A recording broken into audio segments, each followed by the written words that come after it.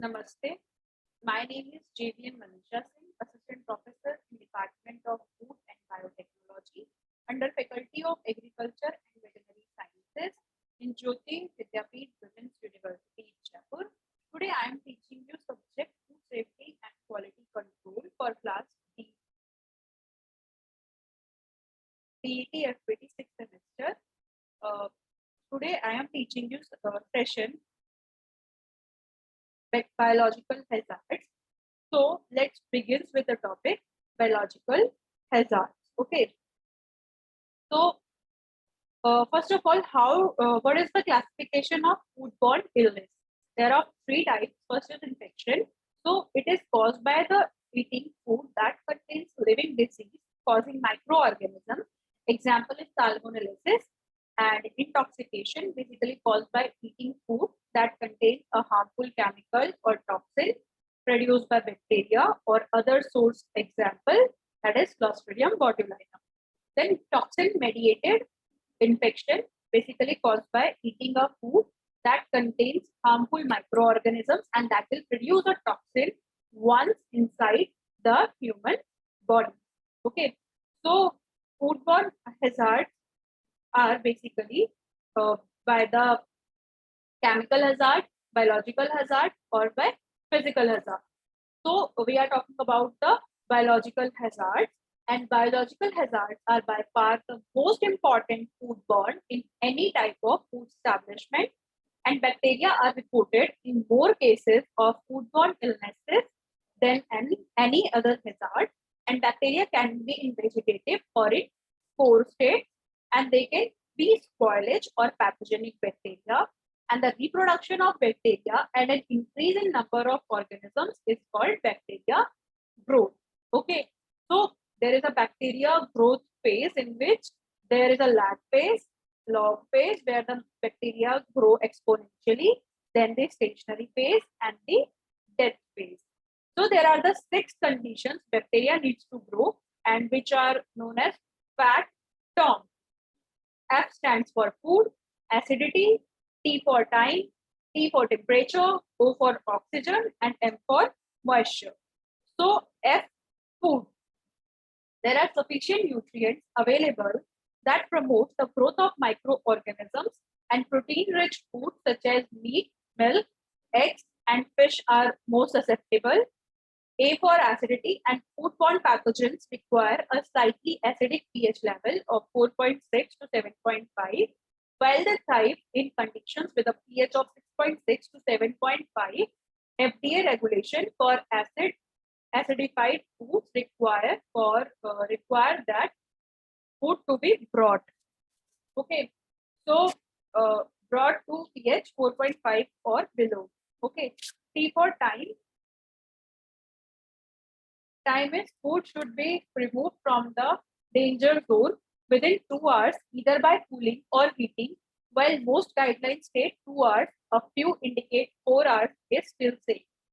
T for temperature. Foodborne pathogens grow best in temperatures between 41 degree Fahrenheit to 135 degree Fahrenheit, a range referred to as the temperature danger zone, and they thrive in temperatures that are between 72 degree Fahrenheit to 120 degree Fahrenheit.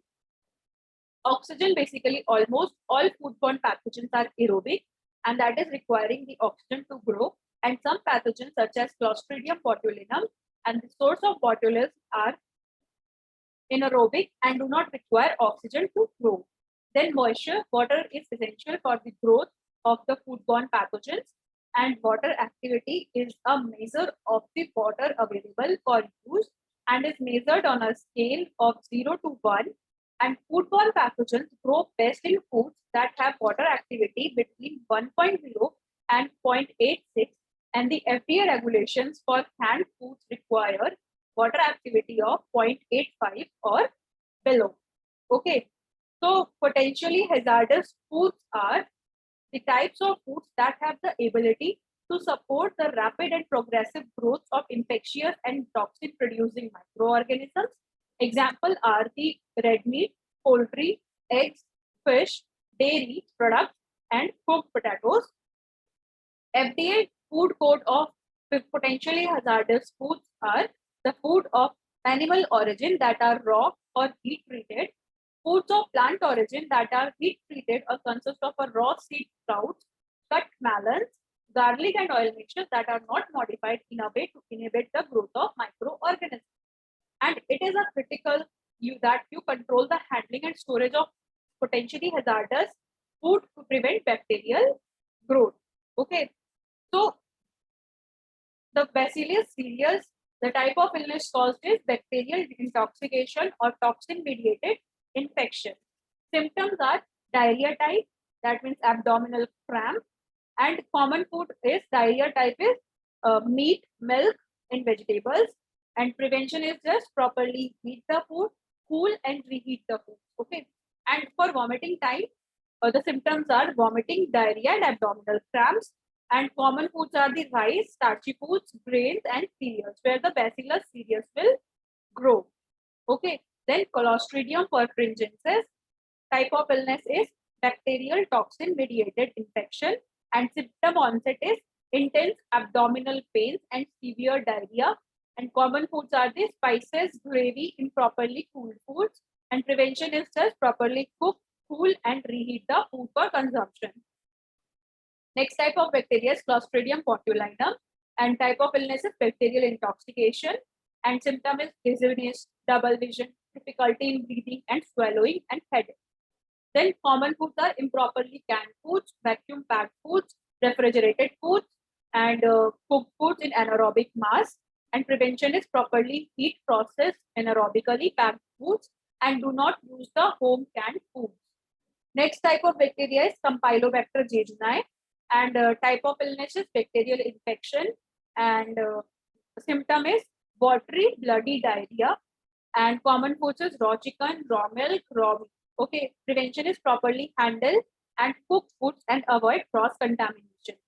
Next type of bacteria is Escherichia coli, and in short, you can say it E. coli.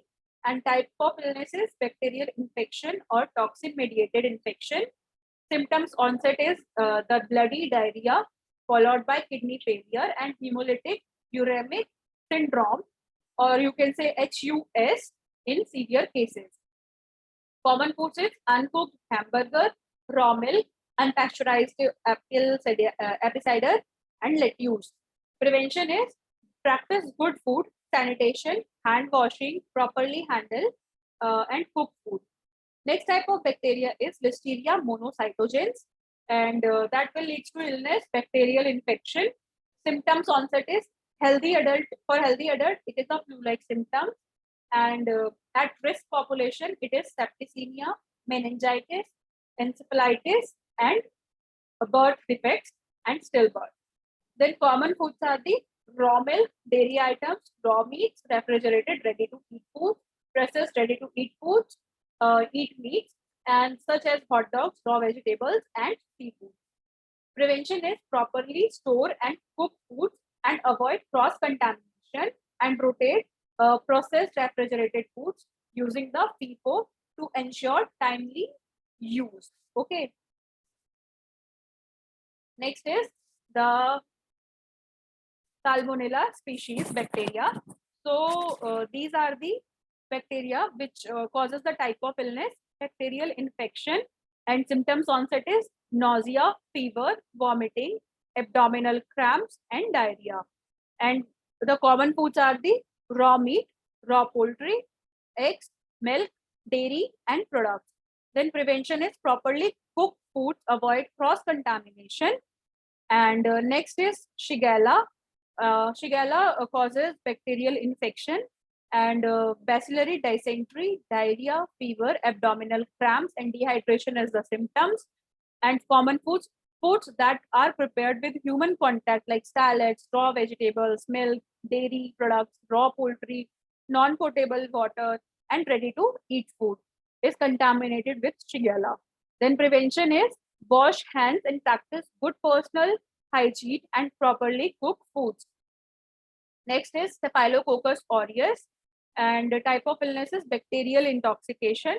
Symptoms onset is nausea, vomiting, abdominal cramps, and headaches. And common foods is the foods that are prepared with human contact, cooked or processed foods Prevention is wash hands and practice good personal hygiene, and cooking will not inactivate the toxin. Next bacteria is Vibrio species, and it will also causes the bacterial intoxication, and symptoms are the headache, fever, chills, diarrhea, vomiting, severe electrolyte loss, and gastroenteritis. Then common foods are the raw or improperly cooked fish and shellfish. Prevention is practice good sanitation, properly cooked food, and avoid serving raw seafood. Okay. Next is the hepatitis A virus, and it will lead to infection. Illness is viral infection. Symptoms is fever, nausea, vomiting, abdominal pain, fatigue, swelling of the liver jaundice, and common foods are the foods that are prepared with human contact and contaminated water. Prevention is wash hands and practice good personal hygiene and avoid raw seafood. Next is the Norwalk virus. Type of illness is the viral infection, and symptoms onset is vomiting, diarrhea, abdominal pain, headache, low grade fever, and the common foods are the sewage contaminated water, contaminated salad, ingredients, and raw clams, oysters, and infected woodworkers. Then prevention is by using the potable water, cook all shellfish, handle food properly, meet time, temperature guidelines for PHF. Next is the rotavirus. Rotavirus leads to the viral infection, and the symptoms are the diarrhea, especially in infants and children, vomiting, and low grade fever. Then common foods are the sewage contaminated water, contaminated salad ingredient, and raw seafood. And prevention is done by the good personal hygiene and hand washing, proper food handling practices. Next is the Anisakis species, which leads to parasitic infection, and symptoms are the coughing and vomiting. And common foods are the raw or uncooked seafood, especially bottom feeding fish. And prevention is cook fish to the proper temperature throughout the freeze to meet FDA food code specification. Then Cyclospora cyanesis is the parasitic infection, and symptoms are the watery and explosive diarrhea and loss of appetite and bloating. Common foods are the water, strawberries, raspberries, and raw vegetables. And prevention is good sanitation and reputable supplier.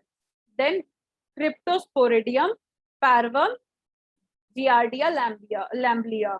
Okay, so Cryptosporidium and parvum leads to parasitic infection, and symptoms are the severe watery diarrhea within 1 week of ingestion. And common foods are the contaminated water, food contaminated by infected food workers. And prevention is use potable water supply, practice good personal hygiene and hand washing. Then next is causative agent is Giardia lamblia, and type of illness is parasitic infection. Symptoms onset is diarrhea within 1 week of contact, and common foods are the contaminated water. Prevention is by potable water supply, good personal hygiene, and hand washing. Okay. Next is Toxoplasma gondii. That is basically the type of illness is parasitic infection. Symptoms is mild cases of the diarrhea, mild cases of the disease involves swollen lymph glands, fever, headache, and muscle aches. Severe cases may result in damage to eye or brain. Common foods are the raw meats, raw vegetables, and fruit. Prevention is good sanitation, reputable suppliers, and proper cooking. Next is the Triclinia spiralis. This type of illness is the parasitic infection from a nematode worm, and symptoms are the nausea, vomiting, diarrhea, sweating, and muscle soreness. Common foods are the primarily undercooked pork products and wild game meats. Okay. Then prevention is cook foods to the proper temperature throughout. Okay. So from this session, various questions may be asked in your final exams.